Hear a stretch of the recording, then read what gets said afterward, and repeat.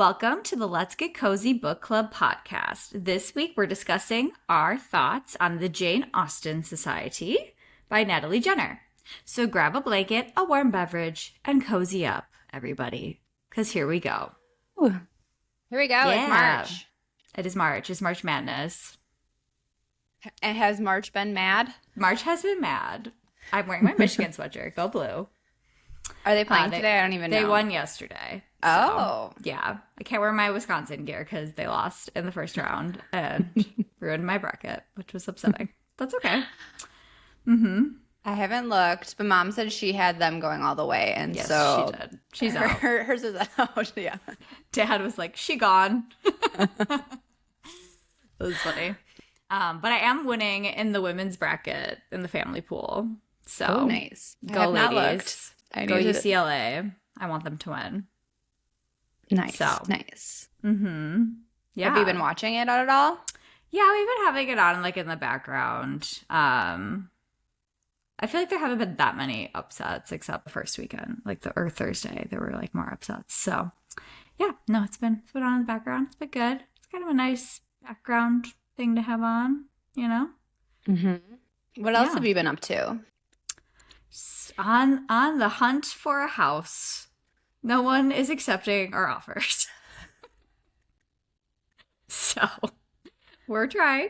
We submitted another one this morning and we should know soon. So yeah, it's been quite the journey.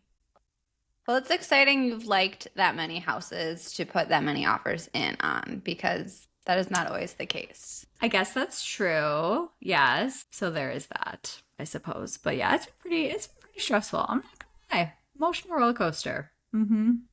Still in it. We're still in it. So we'll see with this one. This one was a little complicated, but we'll see if we figured it out. So yeah, that's really all I've been up to. How are you? How are things going? What's going on with you? You have a lot going on. What are you wearing? Well, this week I had book club and it was Bridgerton themed. And for the new episode, we read An Offer from a Gentleman for the new season. And so we dressed up and I thought, because like our book is like Austen-esque, same vibes. Yes. And so I was like, you know what? We're doing it again because it's fun. And, you know, that's about it. Did other people dress up? A couple other people did. Cute. And yeah, no, it was fun. We had tea and yeah, it was a good time. And also, so Sebastian's birthday is coming up and we're going to Germany soon. So we're kind of like celebrating a little early. And we went and saw Hail Mary yesterday, which is the space movie with Ryan Gosling. And it was pretty good, actually. I enjoyed it. Great. It was funny. It was a little long, but like it was really funny. Like there's a alien, which I did not know, and his name is Rocky, and it's hilarious. Cute. It was really cute. It. Oh, fun. Well, I see that there's still a 3 on the balloon, so that's a good sign. There's still a 3. There is an 8. The lady at Myers yesterday asked, "Is it 38 or 83?" Hopefully we're looking 38 still. Yes. Yes. That's good. How exciting. And you're going to Germany again. Well, it's been a while. It's been a bit. We haven't been for about 2 years. So, really? Yes. Wow. Yeah. Okay. The time has flown. And so, yes, he has a conference by Frankfurt for the first week. So we're going to do that. And then we are staying with his parents for 3 weeks. So we're going to be gone a while. Wow. Which was why Auntie Jean, she was trying to get us to buy a house this week. Oh, my God. Which, yeah, it was super cute. It was in Whitefish Bay. It's like right down the street from like where our cousin lives.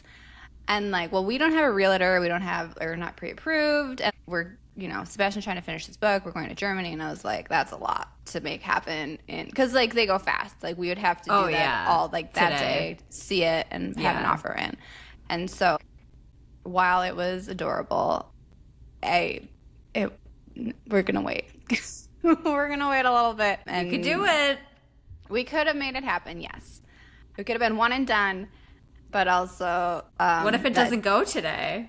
it also seemed very stressful. So we didn't need to like just add another layer of stress and to more things. to your plate. Okay. Yeah. Yeah. Well, okay. I guess it's just me in the throes of home buying then. Yes, for now. Okay. Well, when you get back from Germany, you think you guys are gonna look more seriously, or not sure yet? Probably not till fall. We kind of like Sheboygan in the summer, and we kind of want to enjoy the summer. And That's fair. and so we're thinking we want to enjoy life a little before we jump in and see what happens, because you never know. It could be one and done. It could be, well, we don't exactly also know if we're like 100% want to be in Whitefish Bay or Cedarburg or exactly where. So yeah. Okay. Yes. Well, that's exciting, and nonetheless. Sorry, that was kind of awkward. Nonetheless. Okay, I'm feeling a little proper this morning, using big words. I'm ready to discuss the book. But first, we must discuss Lily. She's not here with us today. She's traveling. She is in Rome right now. She just was in Barcelona. She had a lovely time. And she told us that she liked Barcelona better because of the vibes. So that was all I got.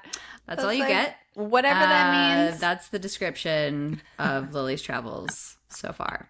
So I'm interested to hear how Dublin during St. Patrick's Day went, but didn't get a lot of info on that.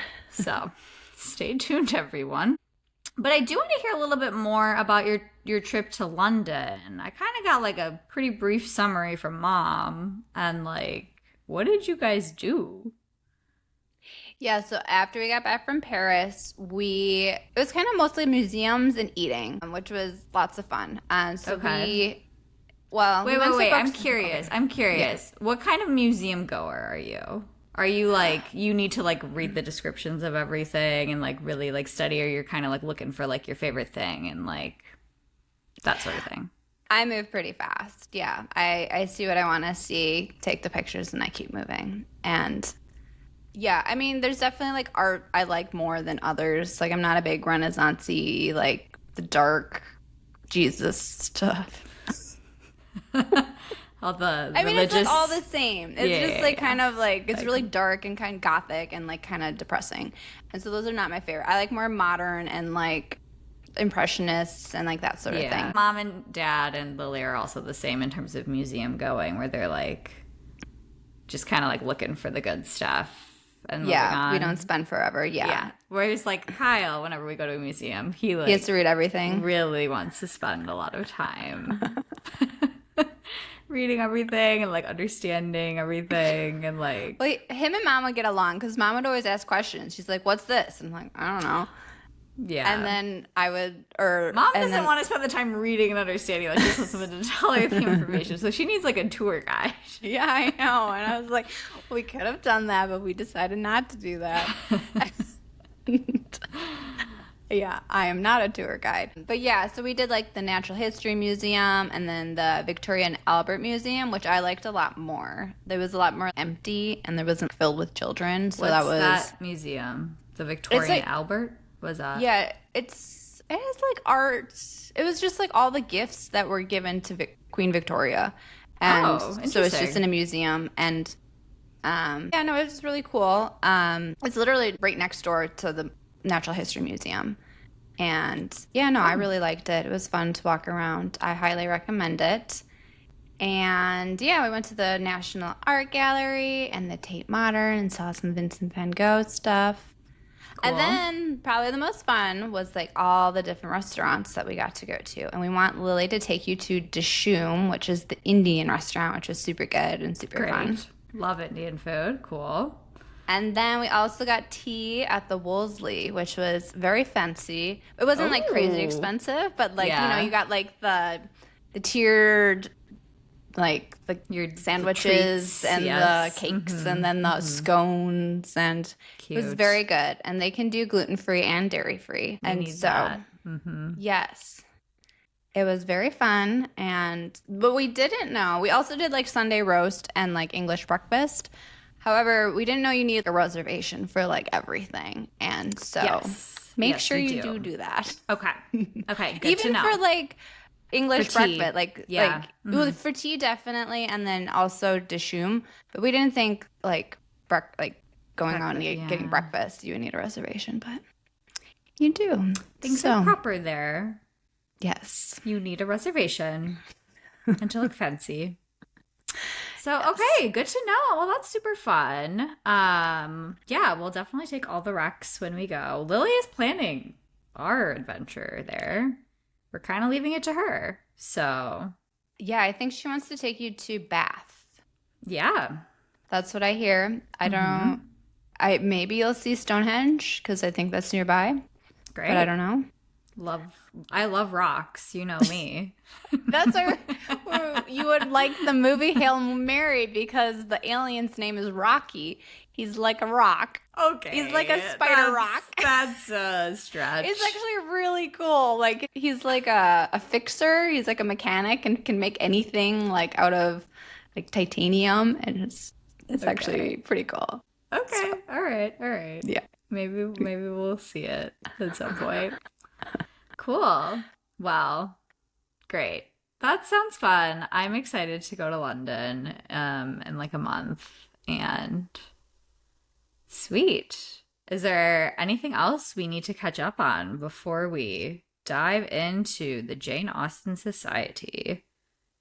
We did have a comment from Aunt Jean about her thoughts on the book. She really liked it. She agreed that it would be very helpful to know about Jane Austen to read this book. Yeah. Because the characters,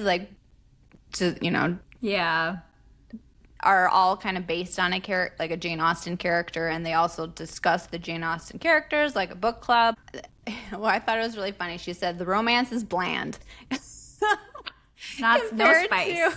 Compared to some of the other ones we've read. Mm-hmm. And our upcoming book, yeah, I think so. But I agree. It was like a really feel-good book.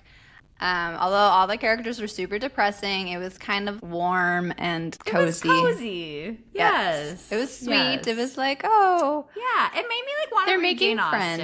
Austen. Yeah. So, okay, let's get into it. I'm excited. I'm going to read the summary for today. It's a spoiler day. Every day spoiler day, but today this particularly. one is also a spoiler day. So stop and come back if you're still reading. So we are in the small English village of Chawton after World War II, where a group of misfits are each quietly struggling with their grief, loneliness, and regrets. They all come together for a shared love of Jane Austen. The group includes characters like Adam, a farmer burdened by family expectations. Did you write this? Yeah. Oh, wow. Dr. Gray, the country doctor who lost his wife. Frances, a lonely woman, who also is the daughter of the heir to the Jane Austen estate. Evie's a young housemaid with dreams of going to school, and Mimi is a famous actress. They all learn that Austen's former house and remaining artifacts are in danger of being sold off, and so they form the Jane Austen Society to preserve her legacy. They work together, and through that experience, their hidden romances emerge, their grief is confronted, and each character finds, a sense of purpose and belonging in this little community that they've created. So by the end, they successfully save and preserve Austen's home and legacy, but more importantly, they save one another. And it's a feel-good book. So sweet. It is. It is a feel-good book.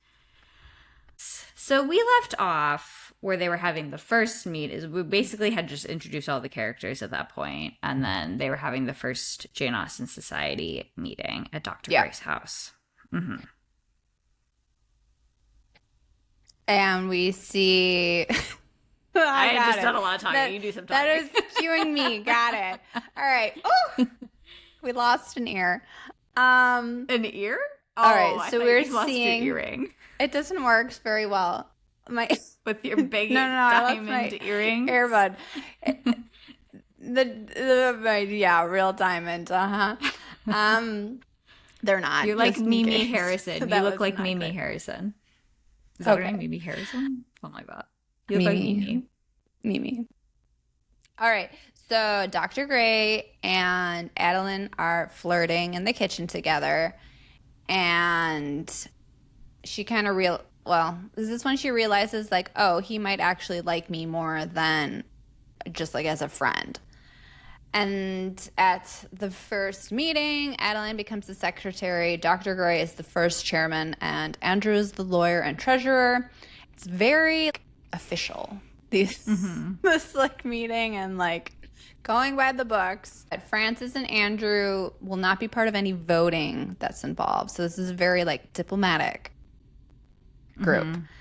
And Yes. They can't vote like because of conflicts of interest because, yes. like, Francis has an interest in living at the place that they want to buy.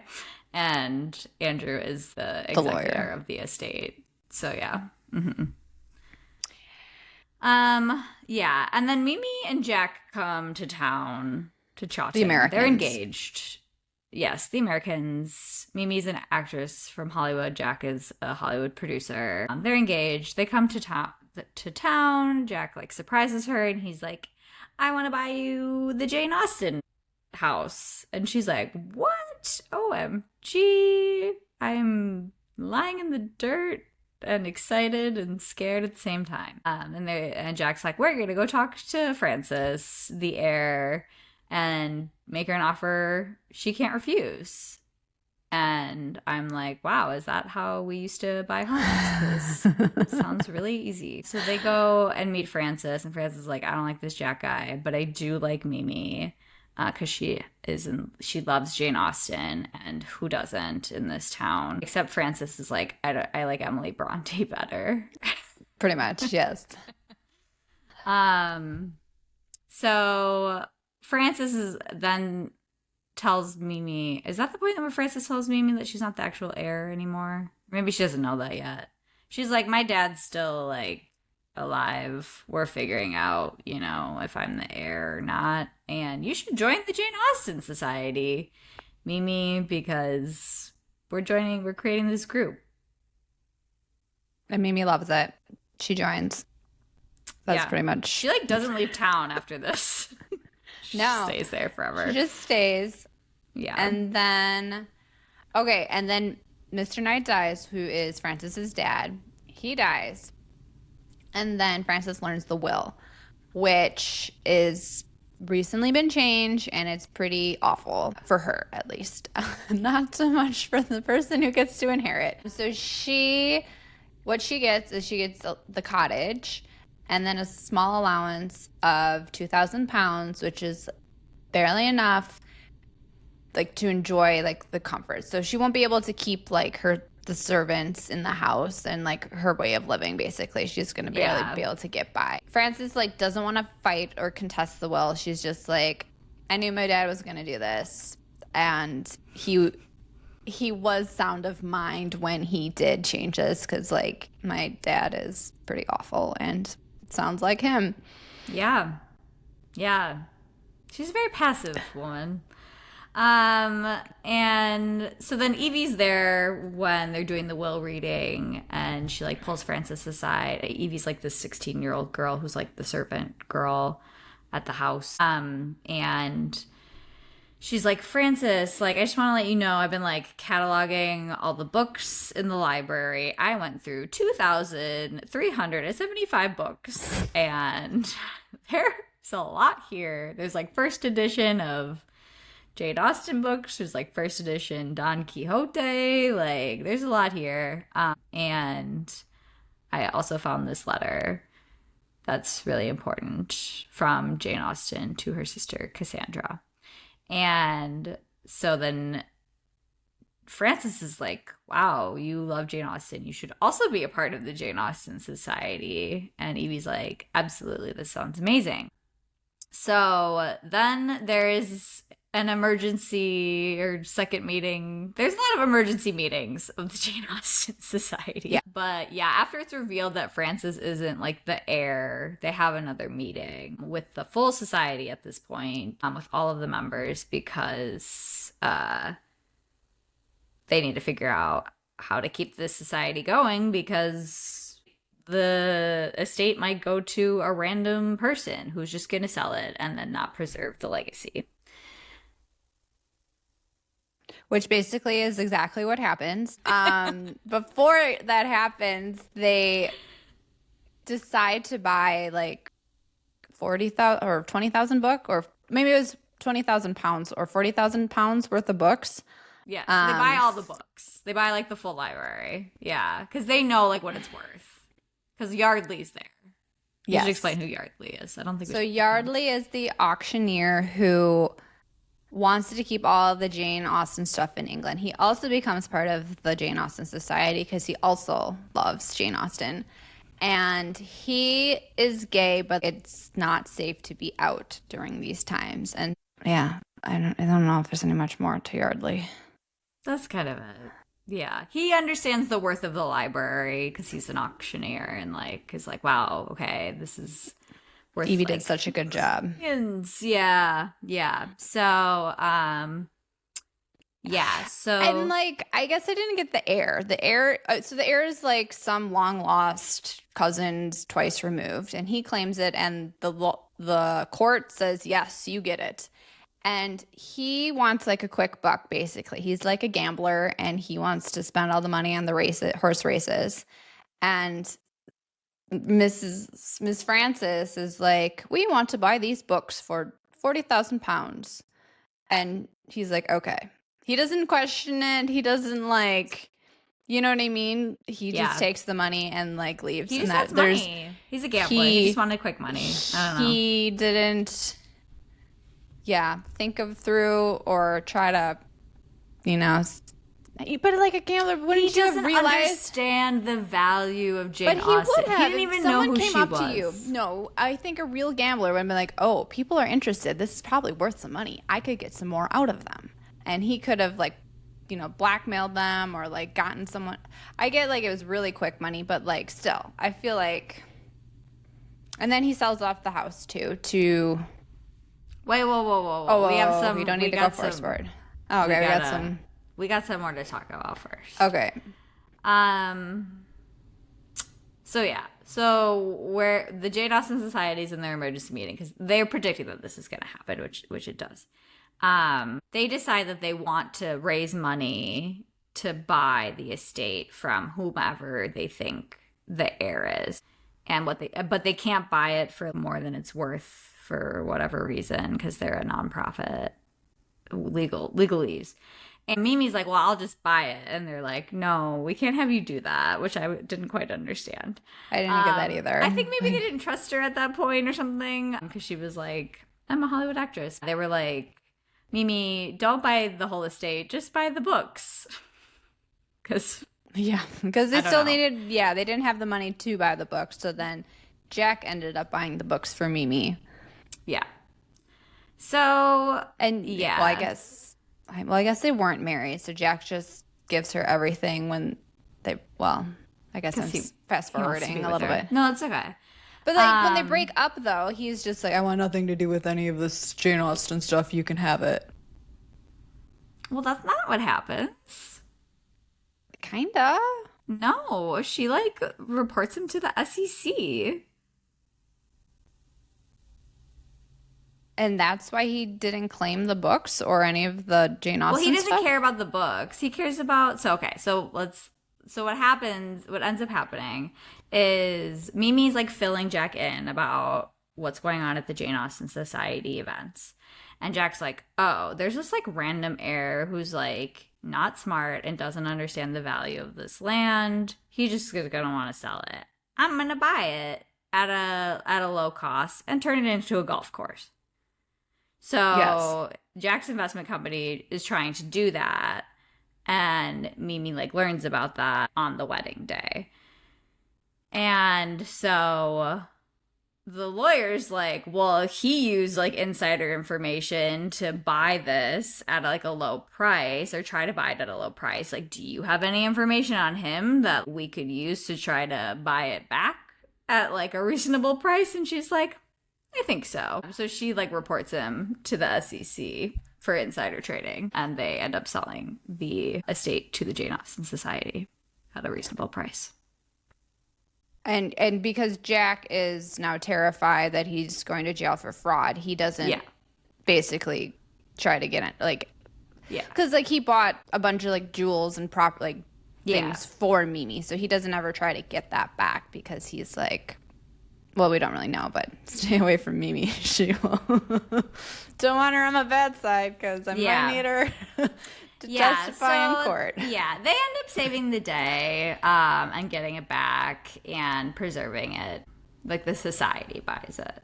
So that's what happens. And yeah, so we were right that Jack was not a good guy. He just wanted to buy things and turn it into a golf course. And everyone's like, oh my God, that's the worst possible thing that could happen to this place. Oh, yeah. Anywho, during all this, some relationships a lot of relationships are blossoming in Jane Austen fashion. Why don't you talk about Dr. Gray and Adeline? All right. So Dr. Gray, he's 48. It was a little confusing how old he actually was because they kept saying he was old. Too old for Adeline. And he is 48. I actually don't know how old Adeline was, but she... Anyways, so basically what happens is Adeline's friend from school, she becomes the new nurse because Dr. Gray fires the old nurse for being too intrusive, like in his life and everyone else's life, and too gossipy. But then they also think that she told Mr. Knight about the Jane Austen Society. And when Mr. Knight found out that they formed the society, they want to preserve and turn the house into like a tourist museum sort of thing, he changed the will that took Frances out of it from inheriting it and gave it to like the rando. And so that was, the old nurse got fired. The new nurse, her name is Liberty. She's a gossipy redhead. I did not pick up that she was a redhead. Yeah. Really? That's really funny. Random, but okay. And yeah, so Adeline's like, weird. oh, I don't want to be his patient anymore because, well, Adeline's his nurse and then they'll know about me. And like, that's kind of weird. Nurse, but yeah. Yeah. Mm-hmm. And so she tells Dr. Gray, I'm going to see somebody else. And so he gets like really upset because like no patient has like ever like gone to a different doctor before. So his like pride is wounded, and like he starts accusing Adeline like, oh, it's because you're an addict and I won't give you any more morphine. And she's like, no, actually, I think it's like time I just saw someone different. And like he was projecting on her because he was actually the addict. And why he hired Liberty was because she was super observant and would keep a lock on the drugs so he wouldn't go in and steal it. Yeah, but he has super weird. He has stopped his addiction at some point because of his love for Adeline. Mm-hmm. Yes. Yeah. He was numbing his pain and he wanted to heal his wounds and move forward and move on for her.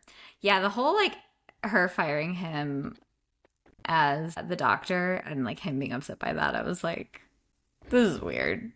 Of course she doesn't want you to be her doctor. Like, it's just kind of weird. So anywho. Yeah, so that's that relationship. They're like clearly in love and like everyone can see it. Like even like Evie like makes comments about it and like Frances makes comments about it and like Mimi like sees it, but like the two of them just like kind of like butting heads and like fighting and like can't really see that they're behaving this way because they're in love with each other, which is very, you know, Jane Austen, like Elizabeth Bennet, Mr. Darcy situation. Kind of. I don't know. Except neither of them are really rich, so. Yeah. I don't know. And then there's another relationship forming between like Frances and Andrew. So we find out the backstory between them. So Frances and Andrew, who is the lawyer, they were previously engaged, like when they were really young, like just out of high school, right before Andrew was going to the Great War. And Frances tells her dad, Mr. Knight, hey, I love this man. I'm engaged to him. And Mr. Knight's like, absolutely not. You cannot marry him. You can do better. Like, you can do better. And she's like, okay, so like, since they didn't have father's blessing, they had to call it off. And like, since then, she's been with no one, and they're like still in love with each other. And then Andrew kind of knew that this happened, but he was just like upset about the whole thing. But then like comes back and becomes a lawyer. And then Mr. To Knight, the father who said, oh, you cannot marry like, my I daughter. want to hire this man as my lawyer now. And I'm like, okay, so he wasn't good enough before, but now he is. Anywho, so he's the lawyer. It's a small town. There's only one lawyer. So, like, that's who he has to work with. I was going to say, and like what was really messed up about the situation was had they gotten married when they were in their 20s, like she could have had a child who was an heir. And so basically the father was the reason why she never got married and had an heir. And so basically he disinherited her for his own whatever reason, because he's spiteful. Yeah, so he was not a nice person. No. And so so like Frances and Andrew are kind of like rekindling that relationship a little bit and healing those old wounds of what happened. And like Andrew sends Frances like a nice letter that's like kind of like, I'm still in love with you. And then so what happens when Mimi calls off her wedding on that day, Frances and Andrew get married instead in a very Jane Austen fashion. And which is good because Frances was about to be homeless because they were selling the estate, including the cottage she was living in, to this golf course people and Jack. So, so they got married, like, they have a happy on a ending. whim, had a happy ending. And they adopt children who have the Knight last name. Yes. They very sweet. Jewish orphans from World War II. So they live happily ever after. They do. And then the other big reveal, and this character is like really small in the story, I feel like, is Adam Berwick. He's the farmer. Mm-hmm. Oh, he's the one with the really tragic, like both his brothers died in the Great War, and then his dad died of the Spanish influenza the year after. He wanted to go to school, study literature, and then he couldn't. He had to take care of the farm. His mom's dying, and she's kind of awful. And then we find out, which I didn't see this coming. I didn't either. This was the big twist. Mm-hmm. That his dad was actually Mr. Knight. Yes. So, like, Adam's dad, mom was married to who he thought was his dad. He was away in the war. Mr. Knight was not away at the war. And his mom and Mr. Knight got together. And so why wouldn't so did we don't know if Mr. Knight knew that Adam was actually his child or not.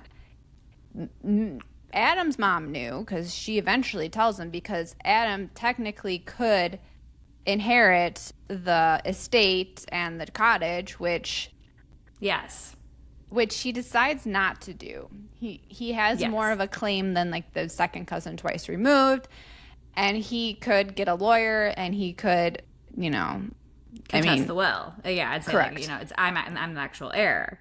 Yes. Yeah, so they vote on this at the emergency Jane Austen Society Adam's like, meeting. I can't decide. I need you all to decide for me. Which is like, that's a huge decision that these kind of strangers are kind of making for you. Yes. So Adam's world's turned upside down, and he's like, I'll let other people just decide my fate. And they decide to not intervene. I know. Which I'm like, he could. I don't understand this decision. They were just like, it'll be too traumatic for him. And I know what it was like losing a father. Why not give... And now you've lost two fathers, and so you should not inherit this house. I couldn't and make understand this. take a Yeah, like and give him he's millions of struggling dollars. financially, and like he could, I mean, he already works on the farm. He could then just work on that farm the And same. give Like it is Francis a home? who's Yeah. his Like who's sister, his which he sister? Who now they're they're like, both oh like, my what? god, I have a brother, I have a sister. And he's like, We're both like like, yeah, home yeah. like in poverty now, and yes, so like they could like completely change their life circumstances, but they decide no.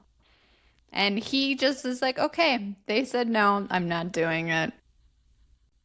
Yeah, I truly this was like I don't know why no one thought this through at all. So yeah. But they end up saving the day anyways because the society buys it back from the golf course people, whom the random heir sold the whole thing to. So that's really the story. And then Adam is also gay. I forgot about that. That was also a And plot falls twist. in love with Yardley. Him and Yardley end up together. Yardley gets like a promotion because like he is auctioning off all of these Jane Austen books and collection and items and making, millions Yes. for the auction house. And then so he buys some land in the area, and Adam moves in, And they have yes. a cute little farm together and a dog. Yes. And they live happily ever after. They do too. Yes. So then Adeline and Dr. Gray end up together. Yes. Of course. And just so everyone knows, if you haven't read the book, this all happens. Everything happens in the last one chapter, 20 pages of this book. Adeline and Dr. Gray end up together. They get married and are pregnant and due the following year. Yes. And happy ending. Yes, happy ending for them. We already mentioned that Francis and Andrew end up together and they live in the town where his law practices. He hires 2 associates and they adopt some Jewish children, and she has a hostel where she basically owns she runs an orphanage. And then Mimi, she does not end up marrying Jack. They cancel the wedding, and then she ends up dating a Harvard professor of American literature who's on sabbatical at Jesus College in Cambridge. And so that's what's happening with her, and she decided she's not going to be a Hollywood actress. She's going to go back to the stage and is currently acting in a Shakespeare play. And she gives her engagement ring as a donation to the Jane Austen Society. Like the one that was from Jack, that was originally Jane Austen's ring. Wait, and then Evie. Yes, Evie. Mm-hmm. She goes to college, and Francis and Andrew are supporting her. So she gets a happy ending too. Mm-hmm. Everyone gets a happy ending. Except right. Jack. He is under investigation. He's going to prison. Yeah. Mm-hmm. So there you have it. So there you go. And I guess we didn't talk about this yet, but throughout the book, you learn a little bit more about Jane Austen, just mostly from Evie's discoveries in the library and her cataloging. But so we learned that Jane Austen had a sister, Cassandra, and their brother Edward. And Edward had 11 children, and they all lived in Chawton together in this estate where Jane was writing her books, and she wrote 6 books there. Yeah, and I watched Sense and Sensibility on the airplane. And wait! I have more to say about Jane Austen. You have more. Okay, what else do you want to say about her? The letter. The letter that Evie found in the book that was hidden. Yes. Yeah. Why don't you explain the letter, Liza? Okay, basically it was an unmailed letter to her sister Cassandra after she finished the book Persuasion, which it's thought that the book Persuasion was her forgiving her sister for ruining her engagement to a sailor. And had Austen married this sailor, though, she would have been pregnant, probably died in childbirth, and would not have written her last 3 books. So she was actually really grateful to her sister for ruining this engagement. Although at the time, I mean, like, after years of reflection, she was grateful. But, at the time, she was, Yeah. not very pleased. Yeah. So she ended up like living a semi-autonomous life at a time when women couldn't, and like she was able to work and live and die on her own terms, and she was grateful to her sister for that because she wrote the letter like as she was like dying basically. So yeah, that's what we learned. That's kind of like the big reveal about Jane Austen throughout the book too. And you said you watched Sense and Sensibility. I did, and it did Okay. kind of help explain, especially the character Willoughby, which I think was supposed to be Jack, who Okay. all Willoughby care about is money. And so basically, who in Sense and Sensibility, so there's the younger sister who falls in love with Willoughby. He's like this attractive suitor who's, I don't know, in the area. And then once he finds out that she's poor, like has no dowry, and he has like a bunch of gambling debts, and he's basically like, I love you, but you have no money, and I need someone who does. And so he dumps her without saying anything and goes and gets engaged to a woman who has a very large dowry. And it was also Willoughby got some other girl pregnant, and Wow. he doesn't claim that child. So Ah. it ends up Bad man. yes, the character ended up like dodging a bullet, not marrying Willoughby, even though he did probably actually love her, but love did not conquer money. So he loved money more than love. So their love was not enough, basically. He loved money more. Okay, yes, that does sound like. So there you go. Yeah. So that was the book. There were That some was the tea book. references. There was a lot as of tea well. references, so you did do a good job with that selection, or like hitting Spilling the tea. There was some tea revealed. I think the Adam thing being the heir was a big reveal. and Although that they he did was- absolutely nothing with that. So It was pointless. so there you go. Yeah, I mean, I really liked how the author would transition from one POV to the other, like pretty seamlessly throughout the book. Like you could get a bunch of the different characters' perspectives. Yeah.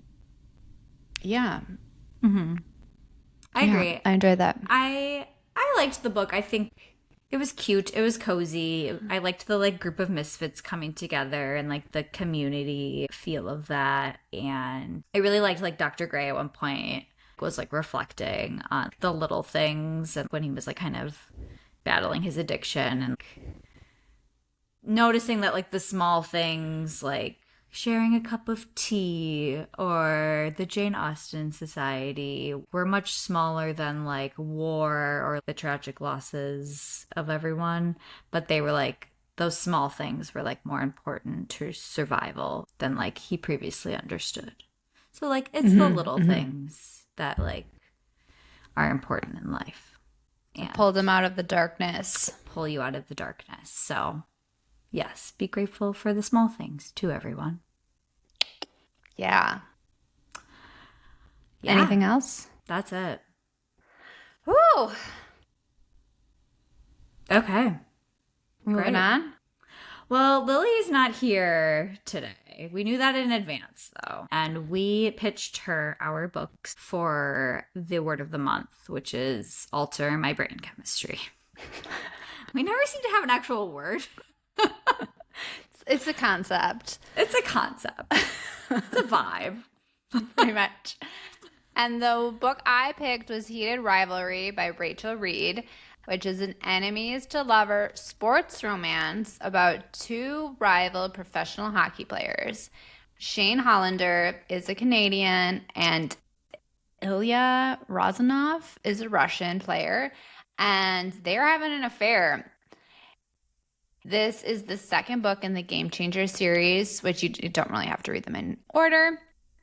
It explores their forbidden relationship, and as their secret hookups evolves into a deeper connection, they have to decide if they want a real relationship, but how that might risk their careers. So it has a TV series adaptation on HBO Max, and the second season is in the works. Lily has watched the TV show, but she has not read the books. I mean, so this is like a pop culture phenomenon Yeah. right now. And so Yes. I haven't read or watched it. I have been wanting to. That is why I chose it. It's like the it book. And I have heard mixed review, like I've heard people say that the TV show is better, but a lot of people watched the TV show first and then read the books, and then they actually really enjoyed the books. And so we will see. I'm ready to have my brain chemistry altered. Great. I don't know if it's your brain chemistry that'll be altered. It might be like your love romance chemistry altered, but we'll see. So my pick was Sky Daddy by Kate Falk. It is about a young woman who works at a tech company. It is like late stage capitalism, and she is sexually obsessed with planes and wants to have sex with planes. And Oh, all of it's like the with a plane. I thought it with a was sex plane. on plane, like sex No, with no, people no, on planes. Okay, no. She has a weird sexual obsession with planes. So all got it. planes are male. She goes on like she flies every weekend to like a random destination. The destination doesn't matter because she just wants to be on the plane. Uh, and her greatest fantasy is dying in a plane crash because she thinks that the plane has then chosen her back. So it's a crazy, weird story about like love and acceptance. And it's part of this like kind of new genre of like women doing crazy things or like having weird things happen to them in like this like late stage capitalistic society. So I don't know if you've heard of the book like Night Bitch Mm-mm. or I forget what the other one's called that I'm thinking of. Um, oh, that's gonna bother me. But yeah, It's okay. Night Bitch is also kind of like in this realm of like weird stuff happening to women who are like forced in these like in these like situations in society that like you're confined to being a woman. So yeah, that was my pick. But Lily did not select it. We're reading Heated Rivalry, people. Yay! I'm excited. I'm very excited for this. Yes. Yeah, I'm excited too. I've been wanting to read it too, and I think it'll be a fun discussion. I So, hope. Well, we'll just join it. There has been a lot of other people discussing it, and now we'll finally know what's up, yeah, which we'll be in which the will be loop. fun. We will be in the loop. Yeah, and Lily wants to read it, and she wants mom and our aunties to read it. So, ready, everyone? Yeah. And what's the next word of the month, Liza? All right, so the new word is change. It's I just had an idea. Oh, A brainwave. So Lily was thinking your brain chemistry has been altered. already. So apparently the word she chose this word because when you think of spring, it's like a transition period between spring and summer, and we can interpret it however we want, like someone changing themselves, their lives, or morphing into something, which I was like, ooh, do we Oh, want to do werewolves, vampires again? But I also just had the brainwave with change as in money, and there's this billionaires book that I've been thinking about. oh. It's like a romance book where like it's some billionaire brothers and This actually, yeah. this change thing actually reminds me of Night Bitch because it's about a stay-at-home mom who turns into a dog in the middle of the night. Maybe that'll be our pick. That sounds fun.